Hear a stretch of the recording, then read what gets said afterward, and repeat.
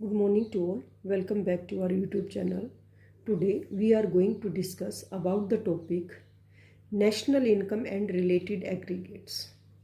First of all, what do you mean by the national income and which type of income we include when we estimate our national income? So, national income, it is the sum total of the factor income earned by normal residents of a country during the period of an accounting year. It means when we calculate our domestic and national income, then we include only the factor income, we does not include the transverse income. Then what's the difference between the factor income and transverse income? The factor income, it is the income which are gained by the production factor for their services. It means जो production factors हैं, जैसे हमारे पास land, labour, capital, entrepreneurship, production factor को उनके काम के बदले में, जैसे for example rent, wages, rate of interest and profit के रूप में जो इनकम अर्न होती है, these are called the factor income and these are the two sided income. ये कैसी होती है? These are the two sided. It means the production factor provide the services, then they can earn the income. It means land के बदले में rent provide होता है, capital के बदले में इंटरेस्ट, एंटरप्रेन्योरशिप प्रॉफिट अर्न करता है. And the transfers income, these are not a part of national या domestic income because these are the one sided income. One sided, it means no services would be provided by anyone for earning the income. For example, old age pensions है, unemployment allowances है, help during the natural calamities. These are a part of the transverse income and these are also called the unilateral payment. इनको unilateral payment भी कहा जाता है. So one sided income are not a part of the national income. We include only the two sided income. So we include only the factor income. We does not include the transverse income when we calculate our national या domestic income. इसके बाद देखिए बेटा, हमारे पास जो numerical concept हैं, उसके जो बेसिक कॉन्सेप्ट हैं, इनको ये बेसिक कॉन्सेप्ट हैं क्योंकि ये समझने के बाद ही हम इसमें न्यूमेरिकल पोर्शन कर सकते हैं. तो इसमें तीन कॉन्सेप्ट आते हैं. फर्स्ट ऑफ ऑल, फर्स्ट है what's the difference between the gross and net concept. Gross investment कह सकते हैं, ग्रोस इनकम कह सकते हैं. तो इट मीन्स ग्रोस और नेट में क्या डिफरेंस होता है?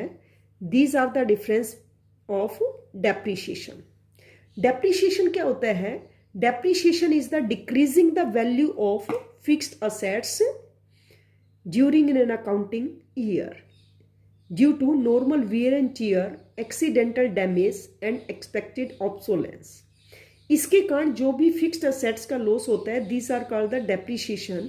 It means when we calculate the gross concept, then with the help of the net, then we can include in the gross concept. It means net plus depreciation. अगर हम net में, net concept में अगर हम depreciation add कर देंगे, then we can convert into the gross concept. Then net we exclude the depreciation. It means if we can calculate the net concept with the help of the gross, then gross minus depreciation. It means एक simple way में अगर हम कहें तो gross concept निकालते समय हम depreciation को ऐड करते हैं, नेट कॉन्सेप्ट निकालते समय वी एक्सक्लूड द डेप्रीशिएशन. इसमें डेप्रीशिएशन को लेस किया जाता है. इसके बाद सेकेंड कॉन्सेप्ट हमारे पास आ जाता है domestic income and national income. Domestic income और नेशनल इनकम में जो डिफरेंस होता है वो एनएफआईए का होता है. एनएफआईए की फुल फॉर्म होती है net factor income from abroad. It means factor income, क्योंकि डोमेस्टिक या नेशनल में केवल हम फैक्टर इनकम को इंक्लूड करते हैं, we does not include the transfers income. तो factor, it is the difference between the factor income from abroad minus factor income to abroad. It means हमारे देश के जो नॉर्मल रेजिडेंट्स हैं, जो विदेशों में काम करते हैं, then they can earn the income in terms of rent, wages, rate of interest and profit. These are a part of our national income.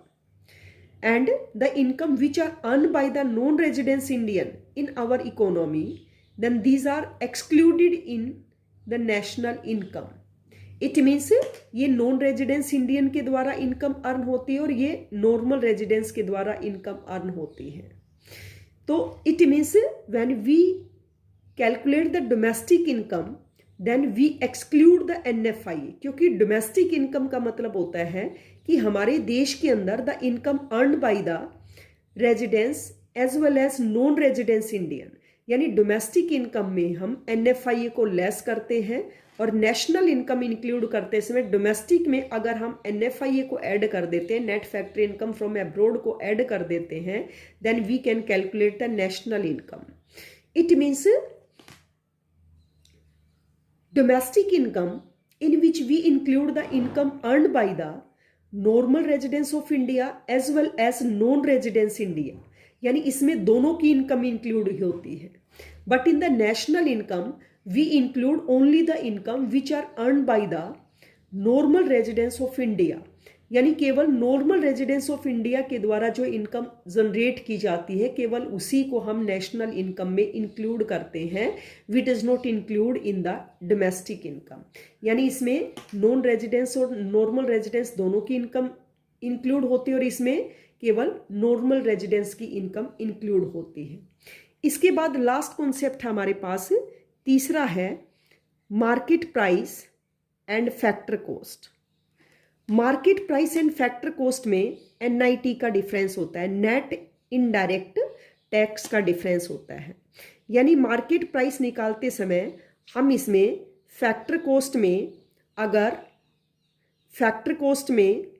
अगर हम NIT को ऐड कर देते हैं तो ये मार्केट प्राइस निकल जाती है, और फैक्टर कॉस्ट अगर हमें मार्केट प्राइस के थ्रू निकालना है तो इसमें NIT हम क्या कर देते हैं, लेस कर देते हैं. और ये होता क्या है, NIT net indirect tax. Net indirect tax, it is the difference between the indirect tax minus subsidy, यानी इसका डिफरेंस होता है. तो ध्यान रखना, मार्केट प्राइस जब हम निकालते हैं तो मार्केट प्राइस में ही इनडायरेक्ट टैक्स ऑलरेडी ऐड होता है, जबकि सब्सिडी को ऐड नहीं किया जाता है. फैक्टर कॉस्ट में इनडायरेक्ट टैक्स ऐड नहीं होता है. तो these are the basic concept of the numerical portion. First of all numerical निकालते समय हम इन तीनों कॉन्सेप्ट को ढंग से समझना पड़ेगा, तभी हम numerical portion easily find out कर सकते हैं, इजिली उनकी वैल्यू कैलकुलेट कर सकते हैं. So that's all for today. For the further classes please connect our YouTube channel. Thanks and have a nice day.